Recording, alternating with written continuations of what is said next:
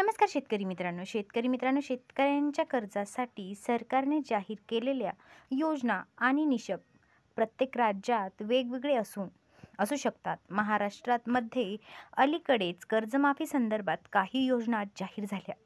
तर शेतकरी मित्रांनो, त्यानुसार पुढील मुद्दे विचारात घेतले जातात. तर शेतकरी मित्रांनो, कर्जमाफीचे निकष, आर्थिक अटी.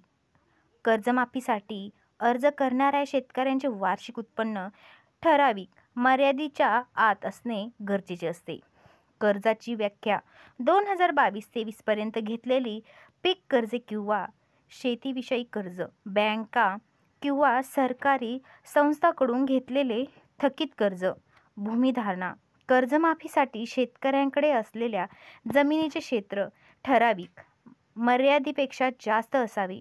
तर शेतकरी मित्रांनो, 2 कर्जमाफीसाठी पात्र शेतकरी लहान व अल्पभूधारक शेतकरी, ज्या शेतकऱ्यांची कर्जफेड करण्याची आर्थिक क्षमता नसलेली.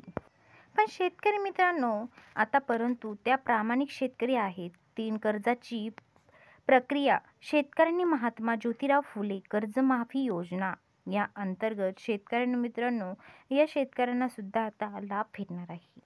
पण शेतकरी मित्रांनो, तुम्ही याचा लाभ घेणार का? तर शेतकरी